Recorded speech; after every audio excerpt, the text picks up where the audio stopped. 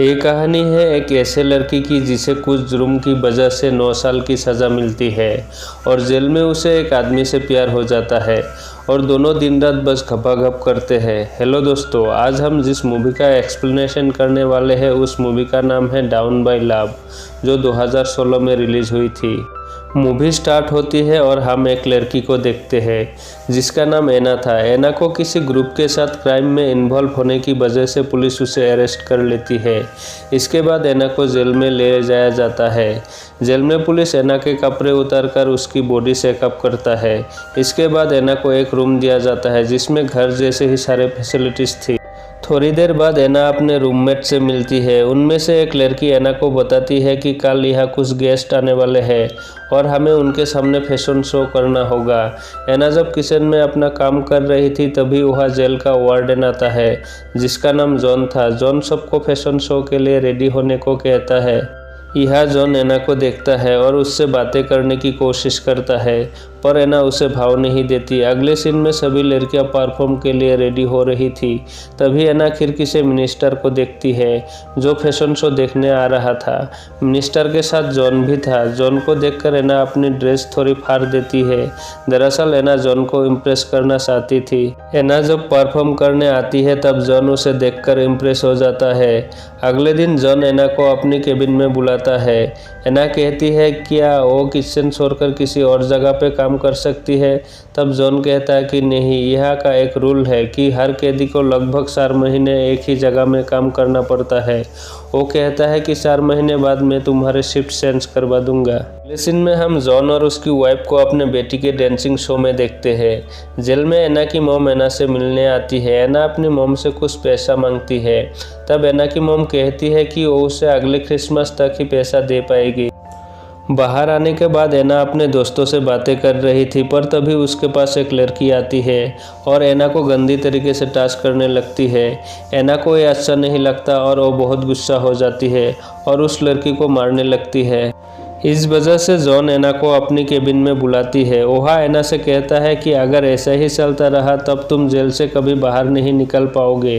पर एना वहाँ कुछ बोले बिना अपने रूम पर चले जाते हैं। फाइट के दौरान एना के हाथ में चोट लग जाते हैं, इसलिए एना के रूममेट उसे बैंडेज लगाती है।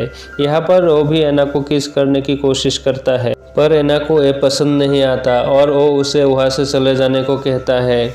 अगले दिन सुनवाई के लिए एना को कोर्ट में बुलाया जाता है। कोर्ट रूम में जाने से पहले एना की चेकिंग होती है जिसमें एना को अपने सारे कपड़े उतारने पड़ते हैं।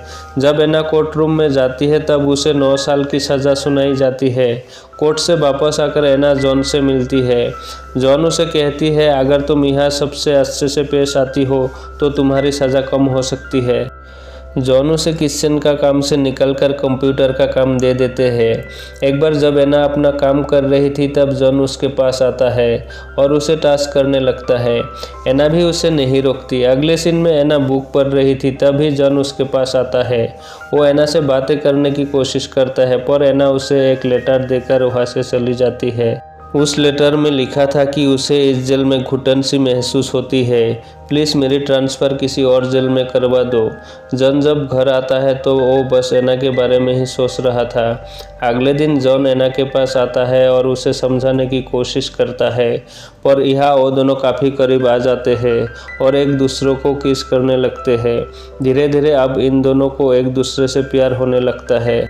एक दिन जब जॉन एना के पास आता है तब वो देखता है कि एना ने कुछ दीवार पर पेंटिंग बनाई है। ये पेंटिंग देखकर वो एना को किस करने लगता है।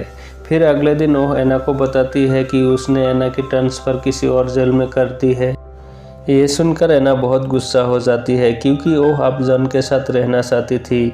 जॉन जब अपना घर आता है तब उसकी वाइफ बिना कपड़ों के उसका पास आती है और यहाँ वो दोनों घपाघप करते हैं। अगले दिन जॉन एना के पास जाता है। वहाँ एक लेडी एना के बाल काट कर रही थी।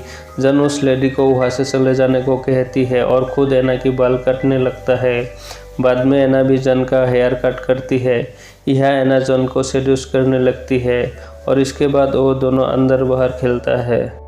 अगले दिन भी जॉन एना के पास जाता है और उसके साथ घपाघप करता है। यहाँ पर एना जॉन को फिर से घपाघप करने को कहती है क्योंकि अभी तक उसका मन नहीं भरा था, पर जन पहले भी उसके साथ 3 बार खपाखप कर चुका था, इसलिए वो उसे मना कर देता है। तभी वहाँ जेल की एक स्टाफ आती है और वो जन को लेकर एक मीटिंग में चली जाती है।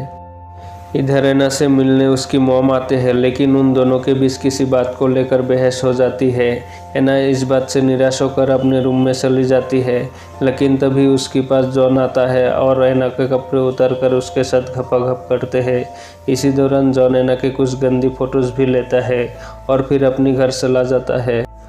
रात को एना जॉन को मैसेज करती है और जॉन अपनी फैमिली के साथ था, इसलिए वो उसे रिप्लाई नहीं देता है। अगले दिन एना जॉन के ऑफिस में आती है और कल रात के बात के लिए गुस्सा हो जाती है और एना जॉन से कहती है, क्या तुम सच में मुझसे प्यार करती हो? तब जॉन कहती है, हाँ, मैं तुमसे सच में प्यार करता हूँ। अगले दिन क्रिसमस था, इसलिए जॉन अपनी फैमिली के साथ डिनर कर रहा था। इधर एना और उसके फ्रेंड्स मिलकर पार्टी कर रही थी। यहाँ एना कुछ गंदी फोटोज़ खींचकर जॉन को भेजती है। एना की फ़ोटोज़ देखकर जॉन से रहा नहीं जाता और वो अपने पत्नी के साथ खपाखप करता है। यहाँ जेल में एना उसका इंतज़ार कर रही थी, पर जॉन उससे मिलने नहीं आता। एना गुस्सा होकर बहुत सारे नींद की गोलियां ले लेती है, जिससे उसकी तबीयत बहुत ख़राब हो जाती है और उसे हॉस्पिटल में एडमिट किया जाता है। अगले दिन जॉन एना से मिलने आता है। वो उससे कहता है कि तुमने ऐसा क्यों किया? एना कहती है कि मैंने ऐसा इसलिए किया था कि तुम मेरे पास आ सको। ये सुनकर जॉन उसे गले लगा लेता है। रात को वो एक बार में जाता है और ड्रिंक करता है। यहाँ जॉन को हर लड़की में एना नज़र आ रही थी। ये देखकर उसे रियलाइज़ होता है कि अब वो एना से प्यार करने लगा है। अगले दिन जेल का एक ऑफिसर जॉन को अपनी ऑफिस में बुलाता है, क्योंकि उसे पता चल जाता है कि जॉन और एना का अफेयर चल रहा है। पर जॉन कहता है ये सब झूठ है। कुछ दिनों तक जॉन एना से नहीं मिलता। फिर एक दिन वो एना को कॉल करता है। तब एना उसे कहता है कि उसे एक होटल में जाना है, तो जॉन उसे एक होटल में ले जाता है। होटल में वो दोनों घपाघप करते हैं। दूसरी तरफ जॉन की वाइफ को सब कुछ पता चल गया था कि जॉन का अफेयर एना के साथ चल रहा है। जॉन जब होटल से अपना घर आता है, तब उसकी वाइफ जॉन पर बहुत गुस्सा थी। वो जॉन से कहती है, क्या तुम एना से प्यार करते हो? यहाँ जॉन उसे कुछ नहीं कहता और अपनी वाइफ को गले लगा लेता है। फिर कुछ दिनों के बाद एना को पता चलता है कि वो प्रेग्नेंट है और वो इस बच्चे को गिराना नहीं चाहती थी। अगले दिन जब जॉन अपने ऑफिस में होता है, तभी वहाँ कुछ डिटेक्टिव आते हैं और वो जॉन को अरेस्ट कर लेता है। जॉन जब इसका रीज़न पूछता है, तब डिटेक्टिव कहती है कि तुमने एक डिटेंशन सेंटर में मौजूद लड़की के साथ अफेयर किया है, तुम्हें इसके लिए 3 साल की सज़ा हो सकती है। पर यह बात सुनकर जॉन को कुछ फ़र्क नहीं पड़ता।